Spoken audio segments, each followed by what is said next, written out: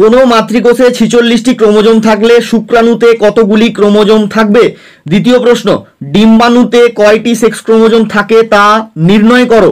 তৃতীয় প্রশ্ন, কোনো একটি শস্য নিউক্লিয়াসে 42টি ক্রোমোজোম থাকলে ওই শস্য নিউক্লিয়াসের ক্ষেত্রে জাইগোটের ক্রোমোজোম সংখ্যা কত হবে? মানবদেহে অটোজোম এবং সেক্স ক্রোমোজোমের অনুপাত নির্ণয় করো। Ratio of autosome and sex chromosome.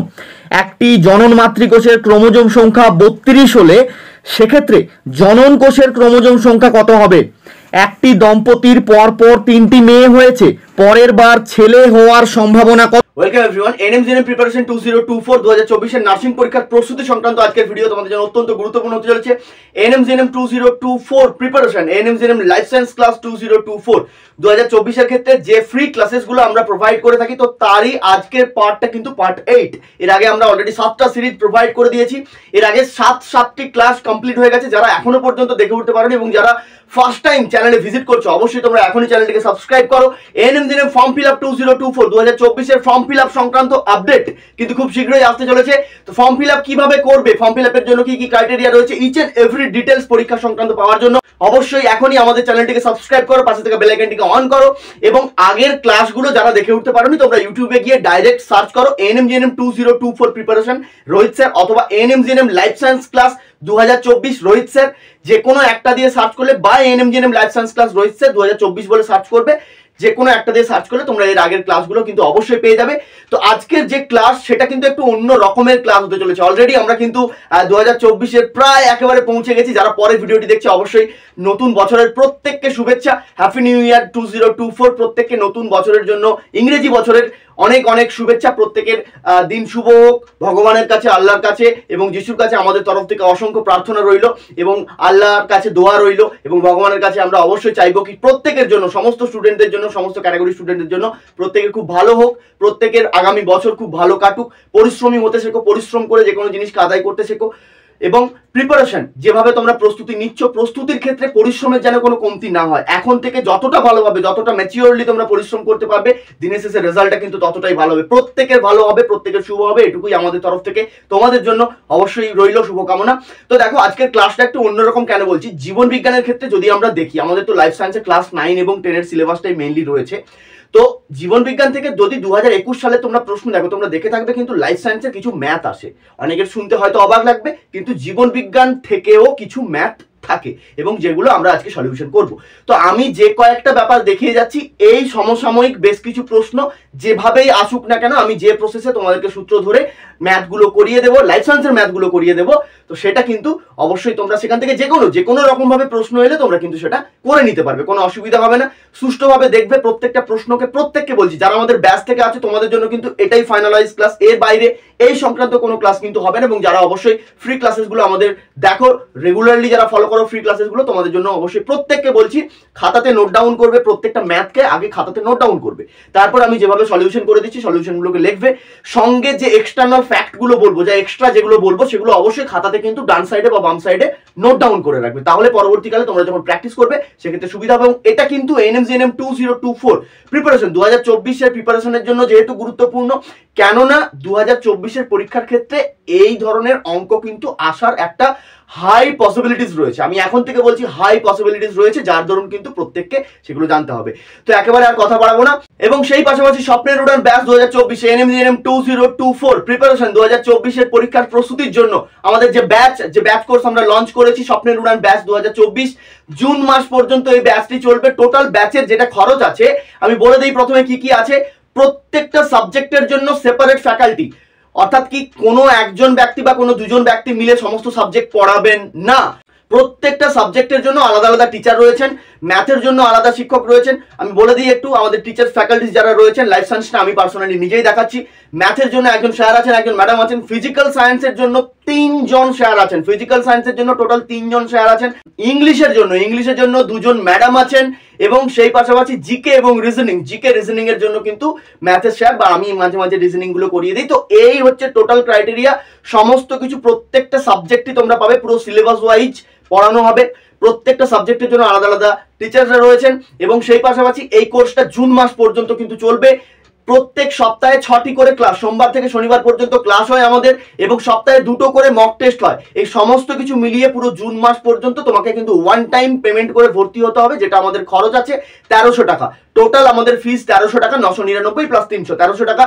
এই নিচে যে নাম্বারটা দেখতে পাচ্ছ এইটা হচ্ছে হোয়াটসঅ্যাপ নাম্বার, এই নাম্বারে তোমরা হোয়াটসঅ্যাপ করবে, কিছুই করতে হবে না, আমি প্রসেসটা বলে দিচ্ছি। হোয়াটসঅ্যাপ করার সঙ্গে সঙ্গে দেখবে তোমাদের কাছে একটা ডিটেলস চলে যাবে, সেখানে একটা পেমেন্টের নাম্বার দেওয়া থাকবে, সেই নাম্বারটিতে পেমেন্ট করতে হবে। পেমেন্ট করার পরে কি কি করতে হবে সেগুলোও লিখে দেওয়া থাকবে, যেমনটা লেখা থাকবে সেই হিসাবে অবশ্যই তোমরা পেমেন্টটা করে সেগুলো পাঠিয়ে দেবে। তারপরেই তোমাদেরকে ব্যাচের লিঙ্ক এবং কোন অ্যাপ ডাউনলোড করবে সমস্ত কিছু, সমস্ত ইন ডিটেল কিন্তু প্রোভাইড করে দেওয়া হবে। পুরো ব্যাপারটাই অনলাইন হবে, ক্লাসগুলো অনলাইন ক্লাসেস হবে, লাইভ ক্লাস, এবং যেগুলো মক টেস্ট হবে মক টেস্টগুলোও কিন্তু অনলাইন মক টেস্ট হবে। তুমি যেমন টাইম কাউন্ট দেখতে পাবে, যেমন ধরো তোমার 1.5 ঘন্টার পরীক্ষা হবে 115 নম্বর, সেই হিসাবেই কিন্তু আমাদেরও টাইম কাউন্ট চলতে থাকবে এবং তোমরা সেই হিসাবে পরীক্ষাগুলো দিতে পারবে। তো এই সমস্ত কিছু মিলিয়ে 1300 টাকা তোমাকে পেমেন্ট করতে হবে, ভর্তির সময়ই 1300 টাকা পেমেন্ট করতে হবে, ওয়ান টাইম পেমেন্টে আসতে হবে। জুন মাস পর্যন্ত এই কোর্সটা চলবে। যারা যারা নিতে চাইছো তোমাদের প্রথম কাজ হবে ক্লাস দেখো। এই পর্যন্ত কিন্তু প্রচুর ফ্রি ক্লাসেস, এমসিকিউ সলিউশন করা বাদেও ইন জেনারেলি প্রচুর ফ্রি ক্লাসেস কিন্তু প্রোভাইড করা আছে, সেগুলো অবশ্যই দেখার চেষ্টা করো। ক্লাস যদি ভালো লাগে, যদি মনে হয় যে এখানে পড়লে তোমার কিছু উপকার হতে পারে, তো অবশ্যই আসতে পারে। এবং বিগত বছরের আমাদের ব্যাচ থেকে, স্বপ্নের উন্নয়ন ব্যাচ থেকে যারা চান্স পেয়েছে, তারা কিভাবে পড়াশোনা করেছিল বা তাদের সঙ্গে যদি আলাপ করতে চাও, অবশ্যই তাদের ভিডিও দেওয়া আছে, সেখানে গিয়ে দেখো।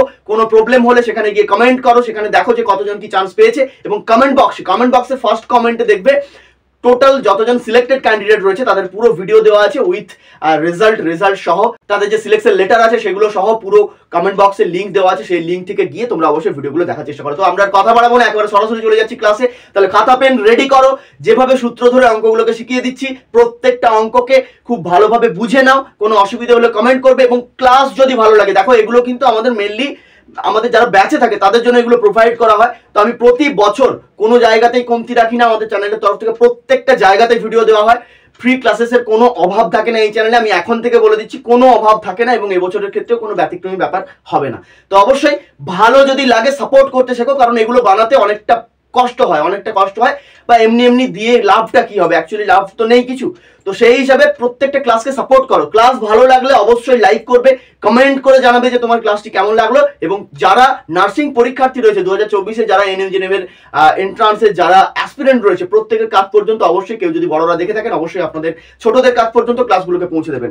তো চলো এবার সরাসরি আমরা স্ক্রিনে যাই। প্রথম প্রশ্ন যেটা ছিল, বলেছে কোনো মাতৃকোষে 46টি ক্রোমোজোম থাকলে শুক্রাণুতে কতগুলি ক্রোমোজোম থাকবে। খুবই গুরুত্বপূর্ণ প্রশ্ন। এই ধরনের প্রশ্ন আসার সম্ভাবনা কিন্তু প্রচুর রয়েছে, এবং ইউটিউবে এই ধরনের নার্সিং এর প্রিপারেশন সংক্রান্ত এই ধরনের প্রথমবারের জন্য ভিডিও। এক্ষেত্রে একটা ব্যাপার আমাদের সবার আগে যেটা ক্লিয়ার করতে হবে, যে মাতৃকোষের কথা বলেছে, তাহলে আমাকে যদি প্রশ্ন করা হয় যে বাবু মাতৃকোষের ক্ষেত্রে এই যে মাতৃকোষটা কোথা থেকে হয়, অ্যাকচুয়ালি কোন পদ্ধতিতে, কোন সেল ডিভিশন পদ্ধতিতে মানে মাতৃকোষটা উৎপত্তি হয়, তাহলে আমার উত্তর কি হবে?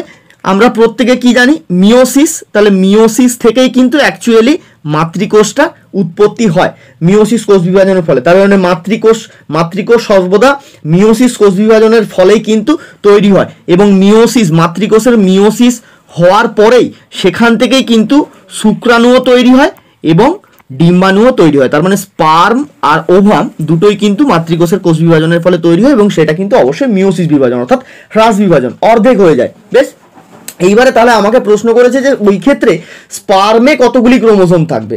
ভালো কথা, তাহলে আমাদের এখন টোটাল আগে ক্লিয়ার করে নিতে হবে যে মোট ক্রোমোজোমের সংখ্যা কত। তাহলে আমরা জানি মোট ক্রোমোজোম আমাদের কতগুলো আছে না, 46 রয়েছে আমাদের মোট ক্রোমোজোম। বেশ, তাহলে 46 মোট ক্রোমোজোমের মধ্যে তাহলে যেহেতু মিওসিস হচ্ছে, মিওসিস হয়ে যাওয়া মানে কি এই 46টা তাহলে কি হচ্ছে, অর্ধেক হয়ে যাবে, কারণ মিওসিসে সর্বদা কি হয়, অর্ধেক হয়ে যায়। তার মানে স্পার্ম আর ওভাম হাফ হাফ হয়ে যাবে, তাহলে 46/2। তাহলে এখানে যেটা উত্তর হবে সেটা কত, 23। ওকে, তাহলে 23টি হচ্ছে কি না, শুক্রাণুতে হচ্ছে 23টি থাকবে। এবার এইটাকে কিন্তু এন ধরেও নির্ণয় করা যায়। এন ধরে নির্ণয়ের পদ্ধতিটা দেখো আমি দেখিয়ে দিচ্ছি। এন যদি ধরে করতে হয় তাহলে প্রথমে তোমাকে এন ধরতে হবে। বেশ, তাহলে মাতৃকোষটা সবসময় কি, মাতৃকোষ সর্বদা মনে রাখবে ডিপ্লয়েড হয়। ডিপ্লয়েড মানে হচ্ছে 2n। আচ্ছা, প্লেন যদি প্লয়েডই হয় সেটা হচ্ছে n, অর্থাৎ হ্যাপ্লয়েডের ক্ষেত্রে তাহলে হ্যাপ্লয়েড হচ্ছে n, ডিপ্লয়েড হচ্ছে 2n। আর যদি ট্রিপ্লয়েড হয় সেক্ষেত্রে কিন্তু কি হবে, 3n হবে। ওকে, এরপরে যদি টেট্রাপ্লয়েড হয় সেক্ষেত্রে 4n হবে। এই কয়েকটা জিনিস কিন্তু সর্বদা মনে রাখবে অঙ্কগুলো করার ক্ষেত্রে। তাহলে এখানে আমাকে যেহেতু মাতৃকোষের কথা বলেছিল, তাহলে মাতৃকোষ আমরা কি জানি যে ডিপ্লয়েড হচ্ছে, তাহলে 2n। ওকে, তাহলে 2n। এইবার তাহলে 2n এর ক্ষেত্রে কি বলেছে, মাতৃকোষে কটা না 46টা, তাহলে 2n সমান কত হচ্ছে 46। এইবারে তুমি আমাকে বলো এখান থেকে n এর মান কি বের করাটা খুবই কঠিন ব্যাপার, 46/2 = 23। তাহলে এভাবেও তোমরা কিন্তু এই প্রশ্নের উত্তরটা করতে পারো। চলো এবার 2 নম্বর প্রশ্নে যাই। বলেছে ডিম্বাণুতে কয়টি সেক্স ক্রোমোজোম থাকে তার নির্ণয় করো। এটা কিন্তু খুবই একটা ইন্টেলেকচুয়াল প্রশ্ন এবং খুব বুদ্ধিমত্তার সাথে প্রশ্নটি কিন্তু দেওয়া হয়েছে। ডিম্বাণুর সেক্স ক্রোমোজোমের কথা বলা হয়েছে। ওকে, তাহলে ডিম্বাণু আমরা একটু আগেই কি জানলাম যে মিওসিসের ফলে হচ্ছে, অর্থাৎ টোটাল আমাদের মাতৃকোষের মধ্যে তাহলে কতগুলো রয়েছে ক্রোমোজোম, 46টা। সেটার মিওসিস হলে তবেই ডিম্বাণুটা কিন্তু তৈরি হবে। তার মানে মিওসিস হয়ে যাওয়া মানে সেটা অর্ধেক হয়ে যাবে, 46 অর্ধেক মানে 23। ওকে, তাহলে 23টা কিন্তু অলরেডি আমরা পাচ্ছি। এইবারে এই 23টার মধ্যে আমরা কি জানি, এই 23টার মধ্যে দুটো ব্যাপার থাকে, কিছু থাকে কি অটোজোম থাকে, কিছু থাকে অটোজোম, এবং আর কিছু থাকে কি সেক্স ক্রোমোজোম, বা যেটাকে আমরা অ্যাকচুয়ালি বলি কি অ্যালোজোম বলি, যেটাকে আমরা অ্যাকচুয়ালি অ্যালোজোম বলি। তাহলে অটোজোম ও অ্যালোজোম এই দুটো ব্যাপার থাকে। এইবার তাহলে এখান থেকে যদি আমাকে নির্ণয় করতে বলে, তাহলে অটোজোম কতগুলো থাকে আমরা কি জানি, আমাদের অটোজোমের সংখ্যা কতগুলো টোটাল, তাহলে 23টা তো আমরা পেয়েই গেলাম। সেখানে অটোজোম আছে টোটাল আছে 22 জোড়া, তাহলে 22 জোড়া আছে টোটাল অটোজোম, এবং সেখানে সেক্স ক্রোমোজোম কতগুলো থাকে, একটা। এবার এই একটার মধ্যে একটা ব্যাপার হয়েছে, তার মানে একটার ক্ষেত্রে এক্স যাচ্ছে আর একটার ক্ষেত্রে ওয়াই যাচ্ছে, এক্স যাচ্ছে এবং এক্স ওয়াই যাচ্ছে, তার মানে আলটিমেটলি সংখ্যাটা কিন্তু তার একটা। তাহলে এইখান থেকে এবারে আমাকে বলো যে সেক্স ক্রোমোজোমের সংখ্যা তাহলে অ্যাকচুয়ালি কটা, একটা থাকে সেক্স ক্রোমোজোম, তার মানে ডিম্বাণুর মধ্যে একটি সেক্স ক্রোমোজোম থাকে। বেশ, বোঝা গেল। চলো এরপর 3 নম্বর প্রশ্ন যেটা বলেছে, দেখো বলেছে কোনো একটি শস্য নিউক্লিয়াসে 42টি ক্রোমোজোম থাকলে জাইগোটের ক্রোমোজোম সংখ্যা কত হবে তার নির্ণয় করো। তাহলে একটা শস্য নিউক্লিয়াসের কথা বলেছে যার ক্রোমোজোম সংখ্যা কটা, 42টা। এবারে তার আমাকে কি করতে হচ্ছে না, তার জাইগোটের ক্রোমোজোম সংখ্যা নির্ণয় করতে হবে। তাহলে এই প্রশ্নটা জানার আগে প্রথমেই একটা জিনিস তোমাদেরকে ক্লিয়ার করতে হবে, শস্য নিউক্লিয়াস সর্বদা ট্রিপ্লয়েড হয়। ট্রিপ্লয়েড মানে কত, 3n। বেশ, শস্য নিউক্লিয়াস সর্বদা ট্রিপ্লয়েড হচ্ছে।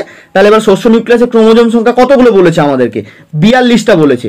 তাহলে এখান থেকে নিশ্চয়ই n এর মানটা তোমার নির্ণয় করাটা কোনো ব্যাপার নয়। তাহলে 42/3 সমান 14। তাহলে 14 হচ্ছে কি n, তাহলে n সমান হচ্ছে কত না 14। তাহলে n সমান 14, এটা কিন্তু আমরা অলরেডি পেয়ে গেছি। তাহলে n সমান যদি 14 হয়, এইবারে আমাকে বলেছে যে জাইগোটের ক্রোমোজোম সংখ্যা কত, জাইগোট সর্বদা একটা জিনিস মনে রাখবে, ডাইগোট সবসময় ডিপ্লয়েড হয়, জাইগোট সর্বদা কি হবে, ডিপ্লয়েড হবে। তাহলে ডিপ্লয়েড মানে কত, 2n, n সমান তাহলে আমরা অলরেডি 14 পেয়ে গেছি, তাহলে 2 × 14, 14 দুগুণে 28, তাহলে এখানে 28 হবে কিন্তু সঠিক উত্তর। বেশ, তাহলে জাইগোটের ক্রোমোজোম সংখ্যা কত হবে, যদি শস্য নিউক্লিয়াসে 42টি ক্রোমোজোম থাকে, জাইগোটের ক্রোমোজোম সংখ্যা হবে 28টি।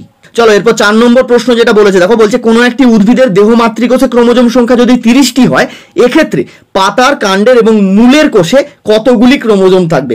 খুব গুরুত্বপূর্ণ একটি প্রশ্ন। তো 4 নম্বরে যে প্রশ্নটি রয়েছে এখন থেকে এটাকে মার্ক করে রাখো, ভেরি ইম্পর্টেন্ট প্রশ্ন কিন্তু এইটি। 4 নম্বরের প্রশ্নটি কিন্তু খুবই গুরুত্বপূর্ণ একটি প্রশ্ন।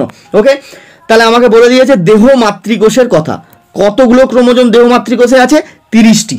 বেশ, তাহলে দেহ মাতৃকোষ সর্বদা জেনে রাখবে যে দেহ মাতৃকোষ সবসময় কি হয় জানো তো, ডিপ্লয়েড হয়, 2n। বেশ, দেহ মাতৃকোষ সর্বদা ডিপ্লয়েড হয়। তাহলে 2n সমান কত, 30, 2n সমান কত, 30। তাহলে n সমান আমরা এখানে কত পাবো, 15 আমরা অলরেডি পেয়ে যাচ্ছি। তাহলে n এর মান আমরা অলরেডি পেয়ে গেছি কত, 15। তাহলে n এর মান যদি 15 হয়, তাহলে n সমান হচ্ছে 15, এটা আমরা পেয়ে গেছি। এইবারে আমাকে প্রশ্নটা যেটা দিয়েছে, বলেছে পাতার, কাণ্ডের এবং মূলের ক্রোমোজোম সংখ্যা কত হবে। পাতা, কাণ্ড, মূল এরা প্রত্যেকেই সর্বদা জেনে রাখবে এরাও কিন্তু হয় ডিপ্লয়েড, এরাও কিন্তু সর্বদা ডিপ্লয়েড হয়। পাতা এরও সেম ব্যাপার, ক্রোমোজোম ডিপ্লয়েড, কাণ্ডের ক্ষেত্রেও ডিপ্লয়েড, মূলের ক্ষেত্রেও সর্বদা ডিপ্লয়েড হয়। তাহলে এই কয়েকটা মিনিমাম জিনিস তোমাদের কিন্তু মনে রাখতে হবে। বেশ, তাহলে এরা যদি ডিপ্লয়েড হয়, তাহলে 2n, n এর মান আমরা পেয়েছি 15, তার মানে 15 দুগুণে 30, ওকে, তাহলে এখানে 30 হবে কিন্তু উত্তর। তাহলে পাতার ক্ষেত্রে, কাণ্ডের ক্ষেত্রে এবং মূলের কোষে 30টি করে ক্রোমোজোম থাকবে। খুব সহজ পদ্ধতি কিন্তু, এবং খুব সহজ পদ্ধতিতে তোমাদের আমি দেখিয়ে দিচ্ছি বিষয়টা। এবারে এখানে একটা জিনিস মনে রাখবে, এই যে আমাদেরকে দেহ মাতৃকোষের কথা বলেছিল না, আমি তোমাদেরকে একটু আগে বললাম যে দেহ মাতৃকোষ বা দেহকোষ, এটা সবসময় জেনে রাখবে এরা মাইটোসিস হয়, এক্ষেত্রে মাইটোসিস হয়। তো মাইটোসিস হয় বলেই অ্যাকচুয়ালি কিন্তু ক্রোমোজোমের সংখ্যাটা দেখলে তো সমান, অর্থাৎ দেহ মাতৃকোষের ক্ষেত্রেও 30টি, সেই একই জায়গাতে তারই পাতা, সেই উদ্ভিদের পাতা, সেই উদ্ভিদের কাণ্ড এবং সেই উদ্ভিদের মূলের ক্ষেত্রেও কিন্তু উত্তর দাঁড়িয়ে গেল 30টি। কেন 30টি? না দেহ মাতৃকোষে কি পদ্ধতি অ্যাপ্লাই হয়? মাইটোসিস হয়, অর্থাৎ সমবিভাজন হয়। যেহেতু সমবিভাজনের থেকে এর উৎপত্তি হয় মূল কাণ্ড এবং পাতা, সেহেতু মূল কাণ্ড পাতারও দেহ মাতৃকোষের সমপরিমাণ ক্রোমোজোম থাকবে, অর্থাৎ 30টি কিন্তু এখানে সঠিক উত্তর। প্রশ্নটাকে কিভাবে ঘুরিয়ে পেঁচিয়ে দিয়েছে দেখো। বেশ, এরপর 5 নম্বর প্রশ্নতে চলে আসো। বলেছে মানবদেহে অটোজোম এবং সেক্স ক্রোমোজোমের অনুপাত নির্ণয় করো। তার মানে অটোজোমই আমরা জানি, সেক্স ক্রোমোজোমের আরেকটা অল্টারনেটিভ নাম রয়েছে, সেটা হচ্ছে কি অ্যালোজোম। তার মানে ratio of autosome or sex chromosome or allosome. বেশ, এইটা আমাদেরকে কিন্তু বের করতে হবে।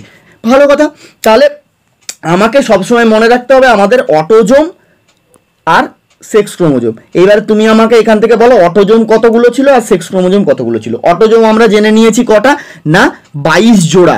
22 জোড়া মানে কটা? 44টা হচ্ছে অটোজোম। সেক্স ক্রোমোজোম কটা থাকে? 1 জোড়া থাকে। ওকে, 1 জোড়া থাকে। তাহলে এইটা হচ্ছে কটা? 2টা, এক্স আর ওয়াই দুটো। বেশ, তাহলে 44 প্লাস 2, এই নিয়ে টোটাল কিন্তু আমাদের 46 ক্রোমোজোম আউট অফ হয়েছে।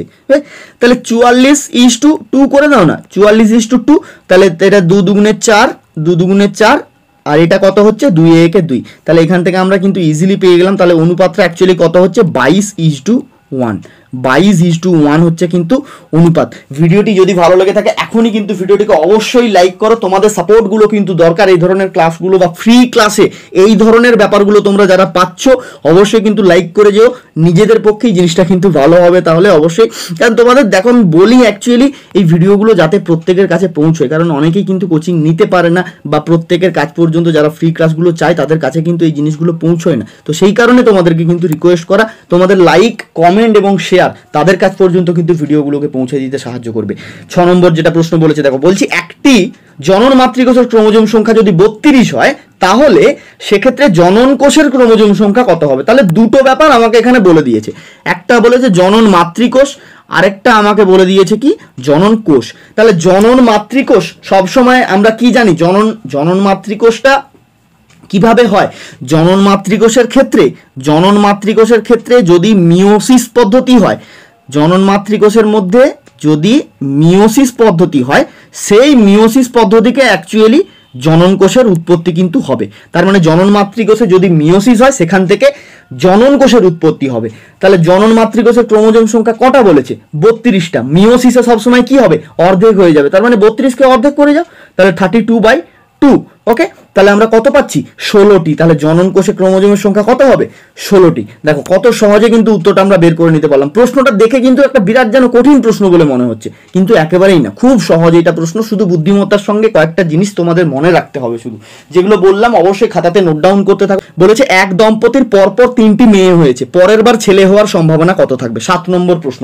আমরা জেনারেলি বলি না, পরপর 2টো মেয়ে যদি হয়ে যায় 3 নম্বর বাচ্চাটা নিতে গিয়ে আমরা একটু ভয় পাই, বা লোকে বলে, পাড়ার লোকে বলছে বা চারপাশের লোক কি বলছে, আর নিস না, ও 2টো মেয়ে হয়েছে মানে এর পরেরটাও মেয়ে হবে, কি 3টে মেয়ে হয়েছে মানে 4 নম্বর যেটা হবে ওটাও মেয়ে হবে, ভুল করেও আর নিস না। অ্যাকচুয়ালি কি সেটা ব্যাপার রয়েছে? প্রশ্নটা এটাই এখানে দেওয়া হয়েছে যে তাহলে 4 নম্বরে ছেলে হওয়ার সম্ভাবনাটা কতটা থাকবে, কারণ মেয়ে তো অলরেডি পরপর 3টে হয়েই গেছে। দেখ, এখন আমাদের একটা জিনিস মনে রাখতে হবে যে প্রতিবারের ফার্টিলাইজেশনে, অর্থাৎ প্রতিবারের আফটার সেক্স, সেক্ষেত্রে কিন্তু আমাদের ছেলে হওয়ার সম্ভাবনা এবং মেয়ে হওয়ার সম্ভাবনা কিন্তু দুটো ক্ষেত্রে সমান সমান থাকে। বেশ, তার মানে ছেলে হওয়ার সম্ভাবনাও কত থাকবে? 50% থাকবে, এবং মেয়ে হওয়ার সম্ভাবনাও কত থাকবে? 50%। তার মানে টোটাল মিলে কিন্তু আউট অফ 100%, টোটাল মিলে আউট অফ 100%। এইবারে এখানে যেটা ব্যাপারটা আমাদের করতে হবে যে তাহলে মেয়ে কিভাবে হচ্ছে? মেয়ে হচ্ছে তাহলে ডিম্বাণুকে যদি এক্স ক্রোমোজোম, তাহলে এক্স ক্রোমোজোম যদি ডিম্বাণুকে নিষিক্ত করে সেক্ষেত্রে কি হবে? মেয়ে হবে। এক্স ক্রোমোজোম যদি ডিম্বাণুকে নিষিক্ত করে সেক্ষেত্রে কি হবে? মেয়ে হবে। আর যদি এই জায়গাতে ওয়াই ক্রোমোজোম যদি ডিম্বাণুকে নিষিক্ত করে, তাহলে ওয়াই ক্রোমোজোম যদি ডিম্বাণুকে নিষিক্ত করে সেক্ষেত্রে কি হবে? সেক্ষেত্রে কিন্তু অবশ্যই ছেলে হবে। তাহলে এই দুটো ব্যাপার, তার মানে এখানে একটা জিনিস ক্লিয়ার হচ্ছে যে এর ক্ষেত্রেও কিন্তু 50% প্রবাবিলিটি রয়েছে এবং ছেলেটার ক্ষেত্রেও কিন্তু 50% প্রবাবিলিটি রয়েছে। তার মানে এই জিনিসটা কখনোই 100% বলা যায় না যে দুটো হয়েছে বলে 3 নম্বরটা মেয়েই হবে, এরকম কিন্তু কোনো ব্যাপার নেই। তাহলে এটা কত হবে সম্ভাবনা? 50% সম্ভাবনা থাকবে মেয়ে হওয়ার এবং 50% সম্ভাবনা থাকবে ছেলে হওয়ার। বোঝা গেল ব্যাপারটা? তাহলে আজ থেকে এরকম জিনিস যদি কাউকে বলতে শোনা যায় তাহলে অবশ্যই তাকে ম্যাথটা বুঝিয়ে দিয়ে বলবে যে না, এরকম কোনোদিনই ব্যাপার হয় না, অ্যাকচুয়ালি ব্যাপারটা এটা থাকে, 50% থাকে। এরপরে দেখো যেটা 8 নম্বর প্রশ্ন রয়েছে, বলছে একটি উদ্ভিদের ডিপ্লয়েড ক্রোমোজোম সংখ্যা 18 হলে তার পরাগরেণু, তার নির্মিত নিউক্লিয়াস এবং তার ডিম্বাণুতে কতগুলি করে ক্রোমোজোম থাকবে? ভেরি ভেরি ইম্পর্টেন্ট একটি প্রশ্ন, ভিভিআই প্রশ্ন, অবশ্যই এই প্রশ্নটাকে দেখে রাখো। তাহলে কি বলেছে? উদ্ভিদের ডিপ্লয়েড ক্রোমোজোম সংখ্যা 18। ডিপ্লয়েড ক্রোমোজোম সংখ্যা 18 মানে কি? ডিপ্লয়েড মানে অলরেডি আমাকে বুঝিয়েই দিয়েছে, ডিপ্লয়েড তার মানে 2n। ভালো কথা, তাহলে 2n সমান কত হচ্ছে? 18। 2n সমান হচ্ছে 18, তাহলে এখানে n এর মানটা কত হবে? 9 হচ্ছে, তাহলে n সমান হচ্ছে 9। তাহলে একটা জিনিস আমাদের এখানে কিন্তু অলরেডি ক্লিয়ার হয়ে গেল। এইবার এখান থেকে আরেকটা ব্যাপার আমাদের ক্লিয়ার করতে হচ্ছে, এই যে বলেছে পরাগরেণু, নির্মিত নিউক্লিয়াস এবং ডিম্বাণু, এরা সবসময় জেনে রাখবে কে কোনটা হচ্ছে সেটা বুঝতে হবে আগে। তাহলে পরাগরেণু সবসময় জানবে পরাগরেণু হচ্ছে হ্যাপ্লয়েড অর্থাৎ এন। তাহলে পরাগরেণু হচ্ছে হ্যাপ্লয়েড মানে এন। নির্মিত নিউক্লিয়াস সর্বদা হয় ডিপ্লয়েড মানে 2n, তাহলে নির্মিত নিউক্লিয়াস হচ্ছে কি? 2n। ডিম্বাণু কি হয়? ডিম্বাণু কি হয়? অবশ্যই ডিম্বাণু হ্যাপ্লয়েড হবে, তাহলে এটাও হচ্ছে কি? এন। বেশ, তাহলে এন এর মান কিন্তু আমরা অলরেডি এখানে পেয়ে গেছি। এন সমান কত? এন সমান 9। তার মানে পরাগরেণুর সংখ্যা হবে কটা? 9টা। পরাগরেণুর সংখ্যা আমরা কিন্তু 9টা অলরেডি পেয়ে গেছি। বেশ, নির্মিত নিউক্লিয়াস বলেছে 2n, তাহলে 2 9 18টি নির্মিত নিউক্লিয়াসের সংখ্যা পেয়ে গেলাম। আচ্ছা, আবার ডিম্বাণুর কথা বলেছে, তাহলে ডিম্বাণুও হবে 9টি। তার মানে 9:18:9। যদি এটা অনুপাতে তোমাকে বের করতে বলে তাহলে তুমি আরামসে এটাকে করে দেবে 9:18:9। তাহলে এটাকে যদি আরো ছোট করে দিতে হয় তাহলে 3 3 9, 3 6 18, 3 3 9। ওকে, এবারে এটাকে তাহলে 3 1 3, 3 2 6, 3 1 3, তাহলে 1:2:1। যদি অনুপাতের কথা বলে তাহলে কিন্তু 1:2:1 আলটিমেটলি উত্তরটা গিয়ে দাঁড়াবে। বোঝা গেল? তাহলে শস্য নিউক্লিয়াস বলে দিলাম, শস্য নিউক্লিয়াস সর্বদা কি হয়? ট্রিপ্লয়েড হয়। শস্য নিউক্লিয়াস সর্বদা ট্রিপ্লয়েড। আর বাকি সমস্ত তথ্যগুলো তোমাদের বলে দিলাম। তো দেখো এরপরে 9 নম্বর যেটা অঙ্ক রয়েছে, বলেছে কোনো উদ্ভিদের মূল অগ্রভাগের মানে মূলের অগ্রভাগের কোষের ক্রোমোজোম সংখ্যা বলেছে 42টা। এখন আমাকে জিজ্ঞেস করেছে যে সেই উদ্ভিদের অ্যালিউরোপ, ওই কথাটা অ্যালিউরোপ নয় অ্যালিউরোন হবে, তো সেই স্তরের কোষের ক্রোমোজোম সংখ্যা কত হবে? প্রশ্নটা কিন্তু খুব বুদ্ধিমত্তার সাথে এখানে দেওয়া রয়েছে। তাহলে সেই একই ব্যাপার, যদি এটাকে আমরা এন ধরে করতে চাই, আমি কিছুক্ষণ আগে তোমাদেরকে বললাম যে উদ্ভিদের মূল কি হয় না ডিপ্লয়েড হয়, কারণ এরা কি বলতো, এরা হচ্ছে সোমাটিক কোষ। এরা হচ্ছে সোমাটিক কোষ, তার মানে এখানে আমাকে মূলের কথা বলেছে, তো নিশ্চয়ই ডিপ্লয়েড হবে। তাহলে মূল যদি ডিপ্লয়েড হয়, তাহলে যদি ডিপ্লয়েড হয় উদ্ভিদের মূল, তাহলে এখানে আমরা সূত্রটা কি কাজে লাগাবো না 2n। ডিপ্লয়েড মানে কি 2n, তাহলে 2n ইকুয়ালস টু কত হচ্ছে? মূলের কোষের ক্রোমোজোম সংখ্যা কত বলেছে না 42 বলেছে, তাহলে 2n ইকুয়ালস টু 42। তার মানে এখান থেকে তোমরা পরিষ্কার বুঝে যাচ্ছ যে আমার এই জায়গাতে n এর মানটা কত হচ্ছে। n এর মানটা কত হচ্ছে প্রত্যেকে বুঝে যাচ্ছ না? 21 হচ্ছে। তাহলে 42 ডিভাইডেড বাই 2 21। ঠিক আছে, তাহলে এখানটাতে লিখে রাখো 21 বলে। এইবার আমাকে খুঁজতে কি বলেছে? আমাকে বলেছে যে অ্যালিউরোন স্তর। অ্যালিউরোন স্তরটা সবসময় মনে রাখবে, যেহেতু এটা এন্ডোস্পার্মের ক্ষেত্রে থাকছে, অ্যালিউরোন স্তর সর্বদা কি হয়? ট্রিপ্লয়েড হয়। ট্রিপ্লয়েড মানে কি? 3n। ট্রিপ্লয়েড মানে কি হচ্ছে না 3n। অ্যালিউরোন স্তর সর্বদা 3n হয়। তাহলে n ইকুয়ালস টু যদি 21 হয় তাহলে 3n ইকুয়ালস টু কত হবে? একদম সিম্পল ব্যাপার, আর এখানে আলাদা করে বলার কিছু নেই।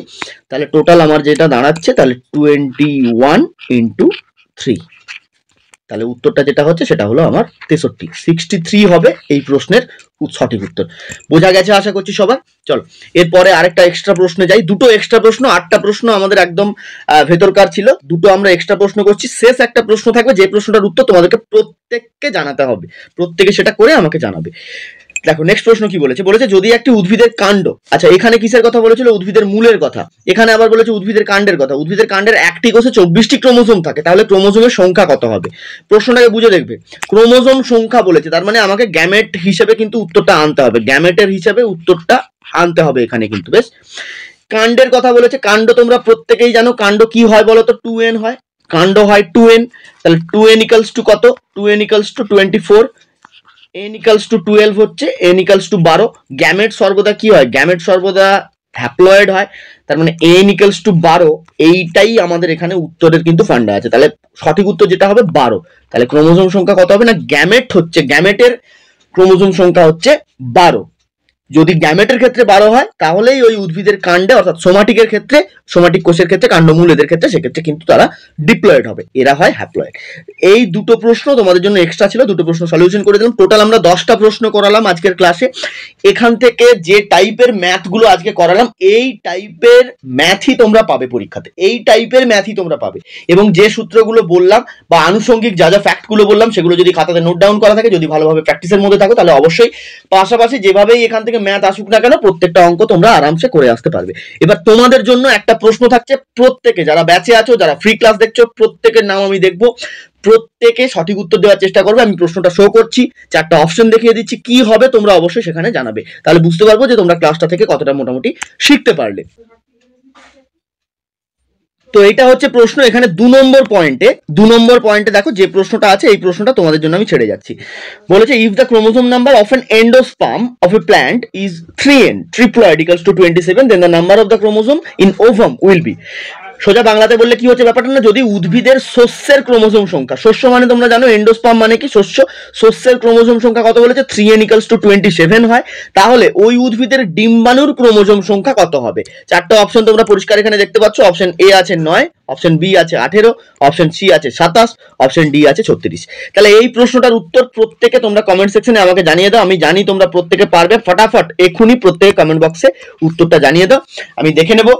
এবং কমেন্টগুলো, যে কমেন্টগুলো আমাদের উদ্দেশ্যে তোমরা করবে বা কিছু যদি জিজ্ঞাসা থাকে সেগুলো এই প্রিমিয়ার মানে এখন যে লাইভ প্রিমিয়ারটা চলছে এখানে লাইভে কমেন্টগুলোকে করবে না, যে কমেন্টগুলো পার্মানেন্টলি তোমরা রাখতে চাইছো অবশ্যই, এবং প্রত্যেকের উত্তর তোমরা জেনারেল কমেন্ট বক্সে গিয়ে, 2টো কমেন্ট হয় যতক্ষণ পর্যন্ত লাইভটা চলছে, একটা লাইভ কমেন্ট হচ্ছে, লাইভে কমেন্ট করার প্রয়োজন নেই, জেনারেল কমেন্ট বক্সে গিয়ে প্রত্যেকের কমেন্টগুলো দাও।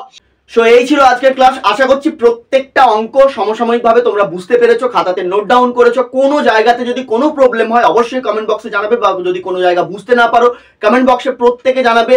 একটা অঙ্ক সম্ভবত তোমাদের জন্য আমি ছেড়ে এলাম, ওই অঙ্কটার সলিউশন কি হবে আমি 4টা অপশনও দেখিয়ে দিলাম, সলিউশন কি হবে তোমরা অবশ্যই প্রত্যেকে কমেন্ট বক্সে জানো। যারা ফ্রি ক্লাসেস দেখছো, যারা আমাদের ব্যাচ থেকে আছো, প্রত্যেকে অবশ্যই কমেন্ট বক্সে জানো যে ওটার উত্তরটা কি হবে। So thank you so much প্রত্যেকের মূল্যবান সময় নষ্ট করে এতক্ষণ পর্যন্ত ভিডিওটি দেখার জন্য, শেখার জন্য।